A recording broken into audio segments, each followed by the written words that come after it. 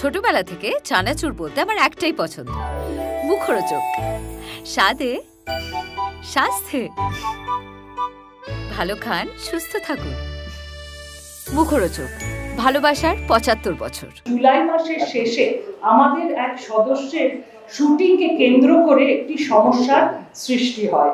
সেই সদস্যের শুটিংয়ে আমাদের ফেডারেশনের যে নেতৃবর্গ, তাদের আদেশে কলাকুশলীরা প্রথম দিন আসতে রাজি হননি এবং আসেননি।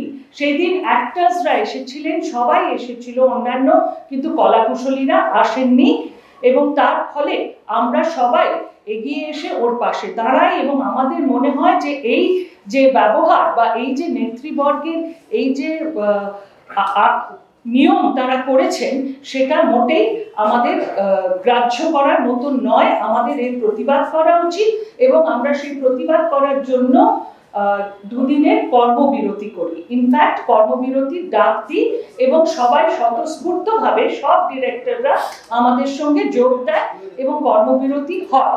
দুদিনের পর কিছুটা স্বতঃপ্রণোদিত হই আমাদের এই ইন্ডাস্ট্রি ৩ জন সদস্য, যারা খুবই সম্মানীয়, যেমন গৌতম ঘোষ, দীপক অধিকারী, দেব এবং প্রসেনজিৎ চট্টোপাধ্যায়, তাঁরা ৩ জন এই সমস্যার সমাধানের জন্য মুখ্যমন্ত্রী মমতা বন্দ্যোপাধ্যায়ের কাছে যান।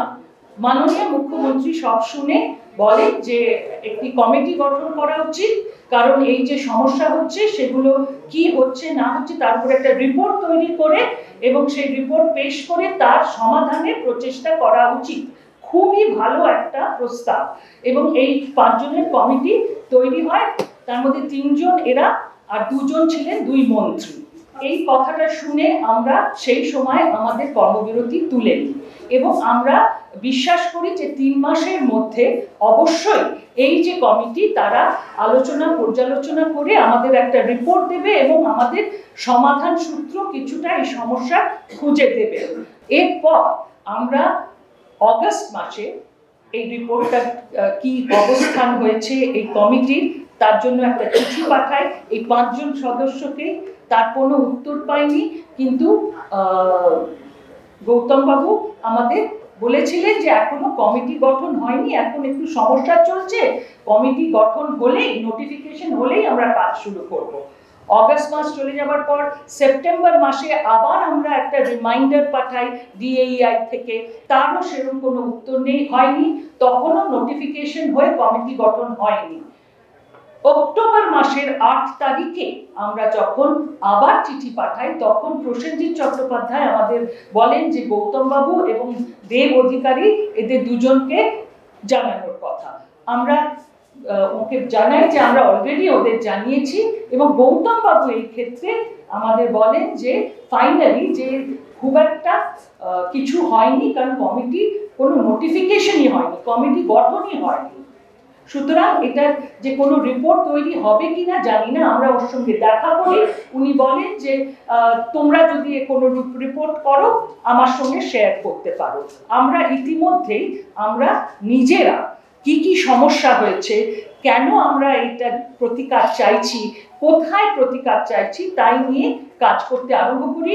আমাদের বিভিন্ন ডিরেক্টরসদের বলা হয় যে আমাদের তাদের সমস্যাগুলো নিয়ে লিখতে, আমরা সেগুলোকে কোলেক্ট করি। নভেম্বর মাসে আমরা আবার গৌতম বাবুর সঙ্গে দেখা করি এবং তখনও উনি বলেন যে সেরকম কিছু হয়ে করা এই মুহূর্তে সম্ভব নয়।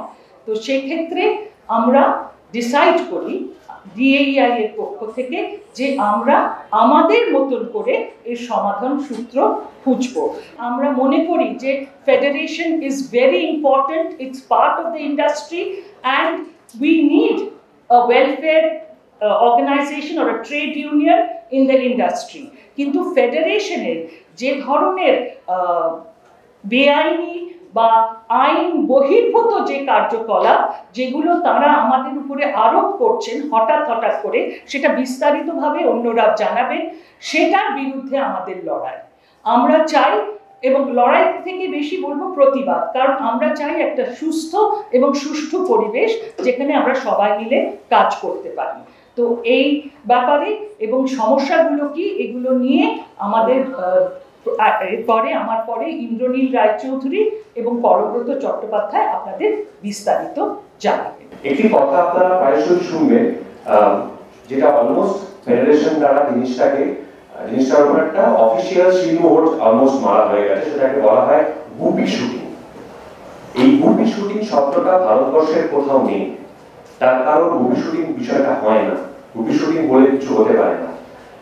ভারতের সংবিধান, ভারতের কোর্ট, ভারতের পার্লামেন্ট, আমাদের দেশের এই কোনো একটা যদি একজন প্রযোজক বা পরিচালক তাদের পছন্দ মতো লোকজন নিয়ে কোনো কাজ করতে চান, সেটা কোনোভাবে বেআইনি এমন কোনো আইন নেই যেটা সেটাকে বেআইনি করতে পারে। বরঞ্চ উল্টে বলা আছে যে যদি পছন্দ মতো লোক নিয়ে কাজ করতে বাধাপ্রাপ্ত হন তারা, যারা বাধাপ্রাপ্ত করছেন তারা একটি বেআইনি কাজ করছেন। কিন্তু আমাদের এখানে আনফরচুনেটলি ফেডারেশনের আওতাভুক্ত লোকজন ছাড়া কাউকে নিয়ে কাজ করতে গেলে সেটাকে গুপি শুটিং বলা হয়, বা ফেডারেশন যে সংখ্যক লোকজনের ঠিকা দিয়ে দিয়েছে যে এতগুলো লোককে নিয়ে কাজ করতেই হবে, তার থেকে কম নিলে তখন সেটাকে গুপি শুটিং আখ্যা দেওয়া হয়। আমি এক এক করে কয়েকটা করছি, মাঝপথে আমি এনএলদাকে টেক ওভার করতে রিকোয়েস্ট করব। একটি ফেডারেশনের আইনত এখতিয়ার কতটা, কি কি সে করতে পারে, একটি ট্রেড ইউনিয়ন কি কি করতে পারে না, এবং কি কি হয়ে চলেছে, কি কি করে চলেছেন এই ফেডারেশন, সেইগুলোর একটা বিস্তারিত ডিটেইলস আপনাদের দেওয়া প্রয়োজন বলে আমাদের মনে হয়েছে। একজন চলচ্চিত্র কর্মী তিনি যদি কোনো গিল্ডের সদস্য না হন তাহলে তিনি ইন্ডাস্ট্রিতে কাজ করতে পারবেন না।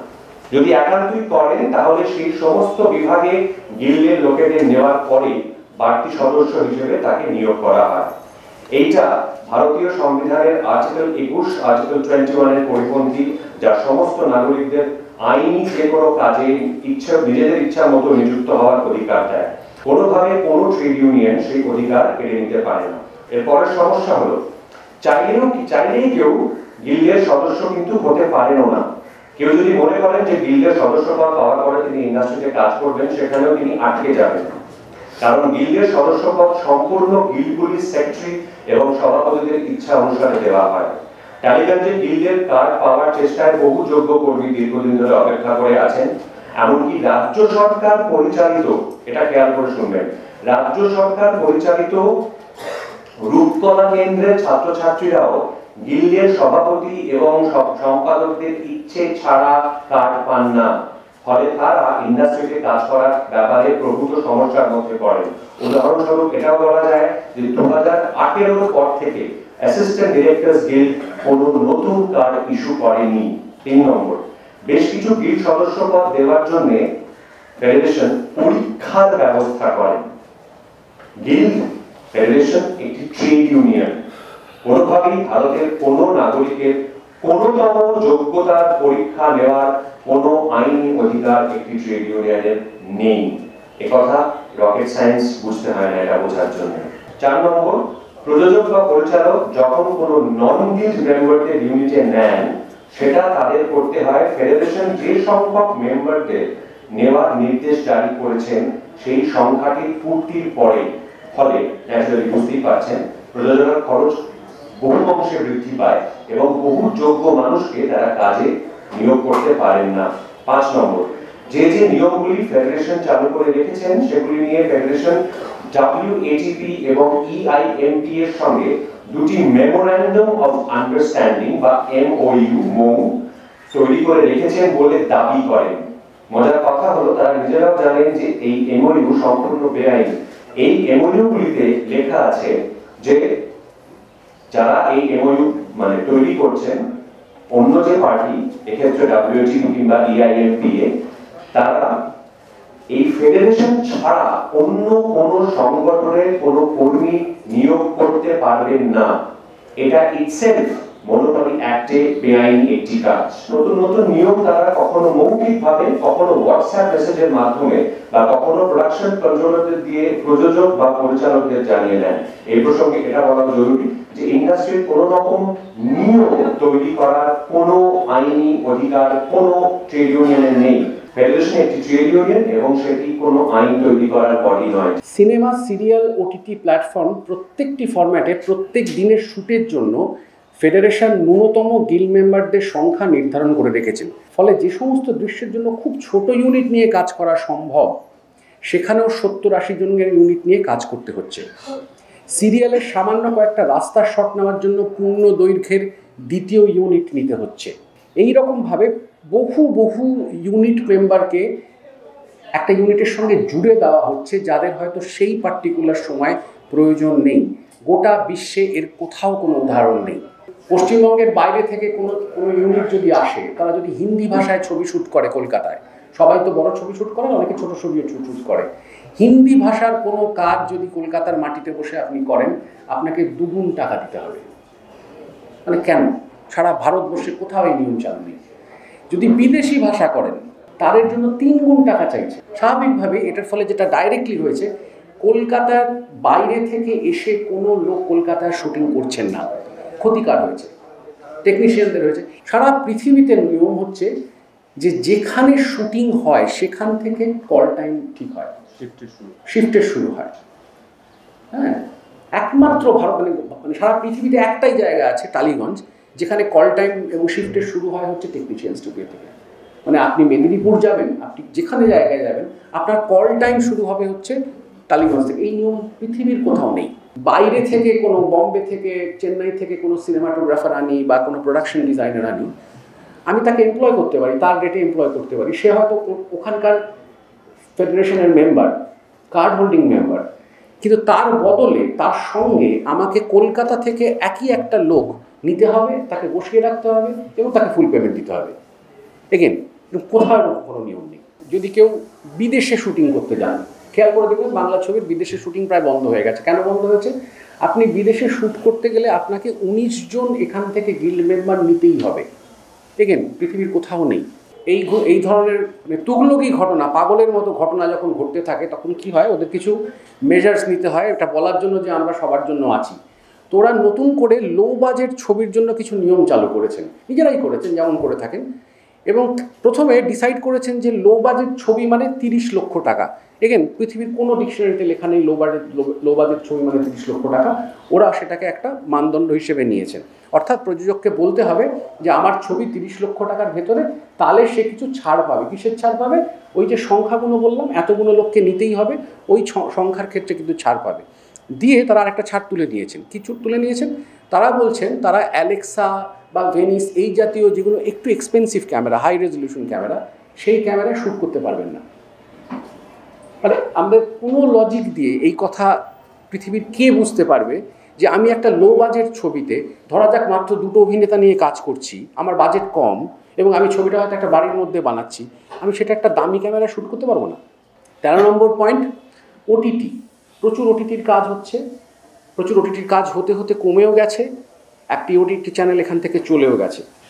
তো ওরা কি করেছেন, ওটিটির জন্য একটা নতুন নিয়ম চালু করেছেন, সেটা হচ্ছে 14 ঘন্টার বেশি শ্যুট করা যাবে না।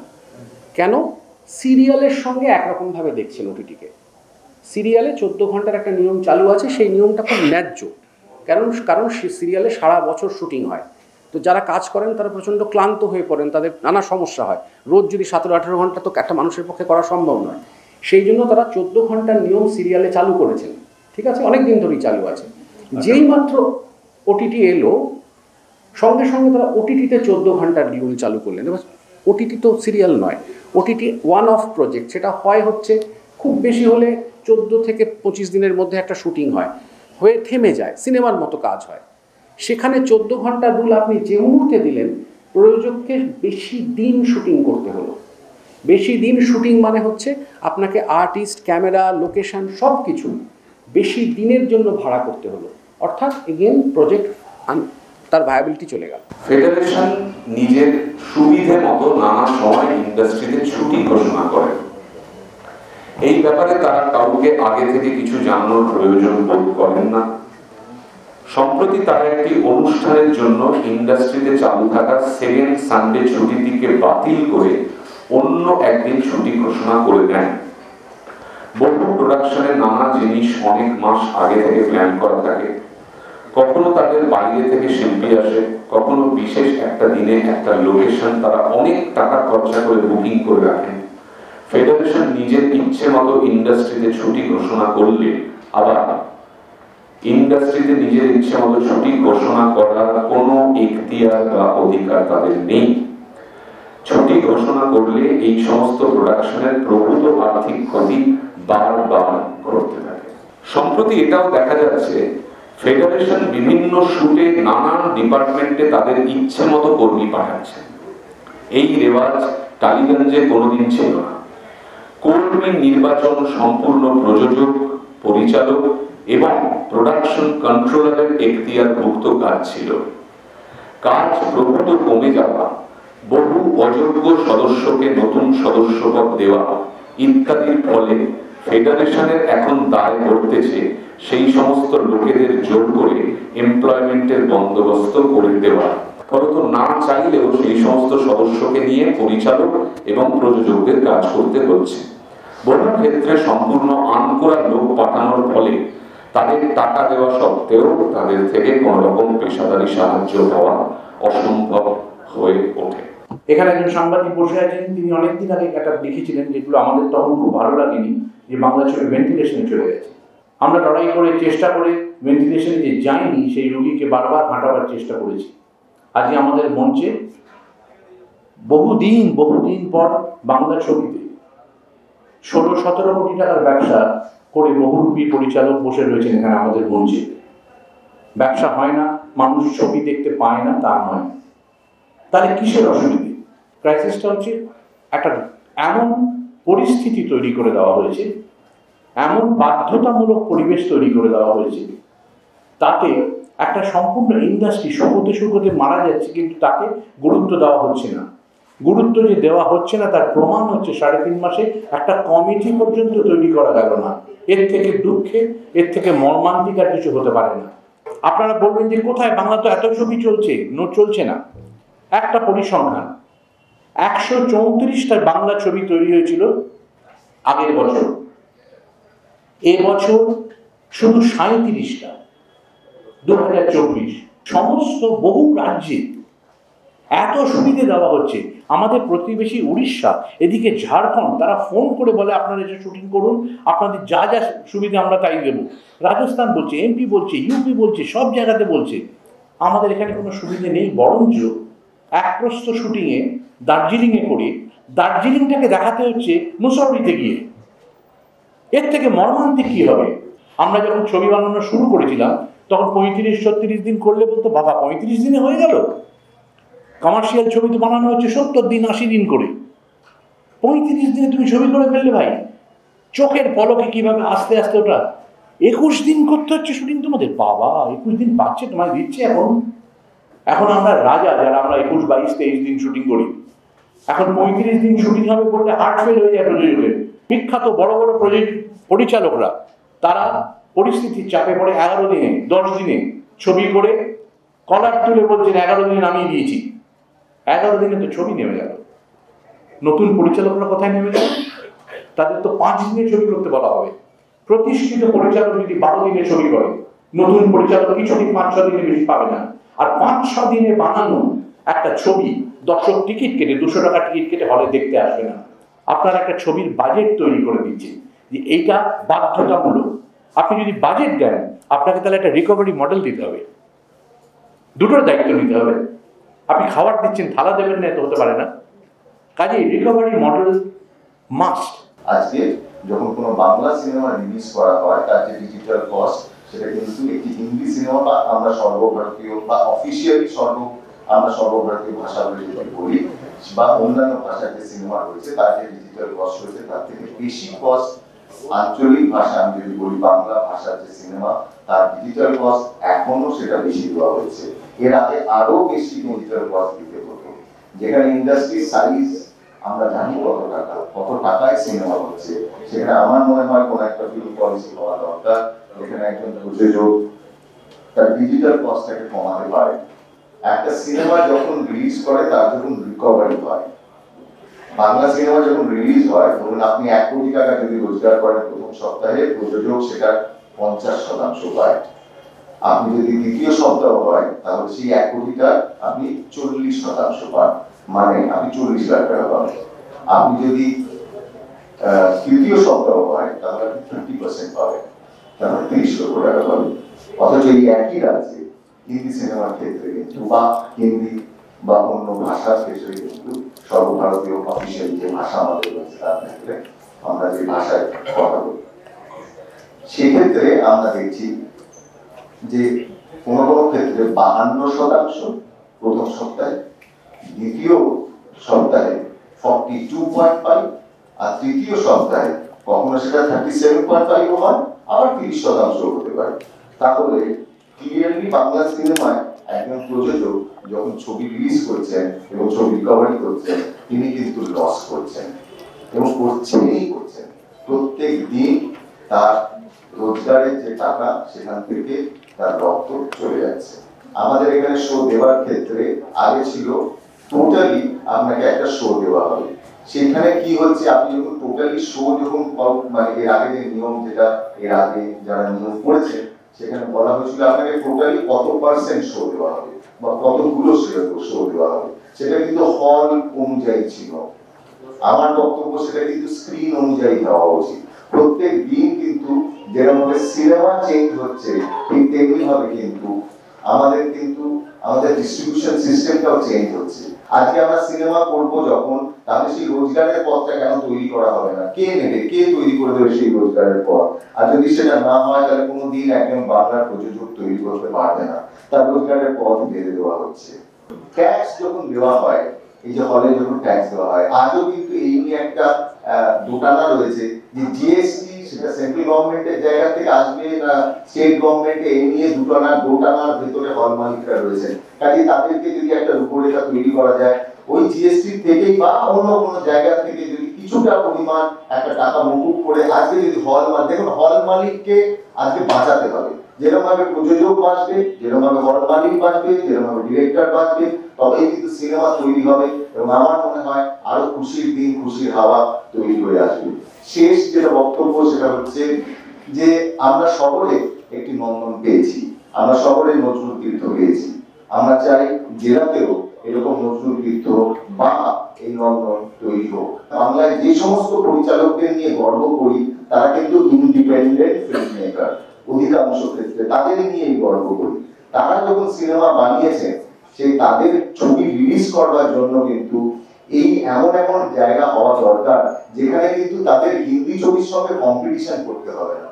তাদের এই কম্পিটিশনের ভেতরে দয়া করে ফেলবেন না যে সে কত টাকা ব্যবসা করছে আর কি করছে। তাদের ছবি ইন্ডিপেন্ডেন্ট সিনেমা, এক্সপেরিমেন্টাল সিনেমা, সেই জায়গাটার জন্য একটা জায়গা পরিবেশ তৈরি করা উচিত। আমার মনে হয় যে বিভিন্ন জেলাতে যদি এই পরিবেশ তৈরি করা যায়, সেগুলো আমার মনে হয় অনেক ভালো হতে পারে।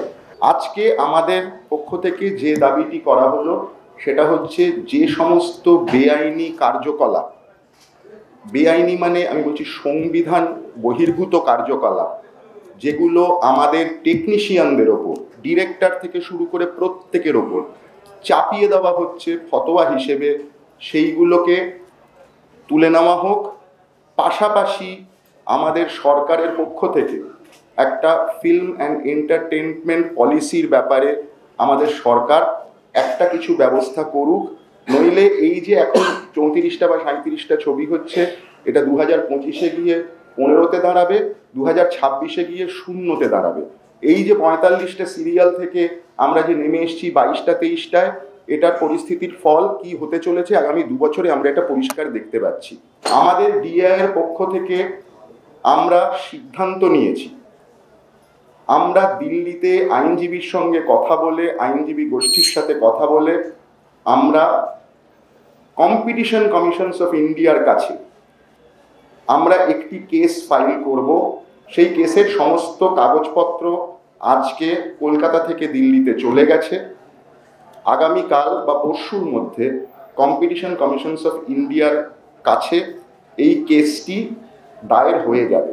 আমরা এর আগে বম্বে থেকে এই সিনেমা এন্টারটেনমেন্ট শিল্পে এরকম একটি কেস অলরেডি ফাইল করা হয়েছিল। সেই সময় বম্বের যে ফেডারেশন, সেই ফেডারেশন কম্পিটিশন কমিশনস অফ ইন্ডিয়ার ওই কেসে হেরে গেছিল, যার ফলে বম্বেতে কোথাও এখন ফেডারেশন ওইভাবে কত লোককে নিতে হবে, এই আইন ওই আইন এরকম কিছু বলে না। এই যে কেসটা হেরে গেছিল, যে confederation of film workers union, যেই কনফেডারেশনের আন্ডারে আমাদের FCTWEI অর্থাৎ এখানকার ফেডারেশন, সেই কনফেডারেশনই ওই কেসটা হেরে গেছিল। আমাদের FCTWEI যদি কনফেডারেশনের মেম্বার হয় তাহলে সেই আইনটা তাদের মেনে চলা উচিত, কিন্তু আনফর্চুনেটলি আমাদের রাজ্যে সেটা মানা হচ্ছে না। সুতরাং আমরা পরিষ্কার করে দ্বিতীয়বার এটা ফাইল করছি যে আমাদের যে লড়াইটা সেটা শুধু ডিরেক্টরদের জন্য নয়, এই লড়াইটা সামগ্রিকভাবে আমাদের ইন্ডাস্ট্রির ভালোর জন্য এবং সমস্ত টেকনিশিয়ানের জন্য। আমরা হুঁশিয়ারি দেওয়াতে বিশ্বাস করি না। এটা আমরা একটু আগেই বললাম, এটা কোনো বনামের গল্প না। তো হুঁশিয়ারি কথাটার মধ্যে একটা ভয় দেখানোর ব্যাপার আছে। এটা ভয় দেখানো জিনিসটা আমরা অন্তত মানে আমাদের পক্ষ অন্তত বিশ্বাস করে না। আমরা মনে করেছি যে আমরা যে কথাগুলো বহুদিন ধরে বলার চেষ্টা করছি সেই কথাগুলো গুরুত্ব দিয়ে শোনা হয়নি যে কোনো কারণেও।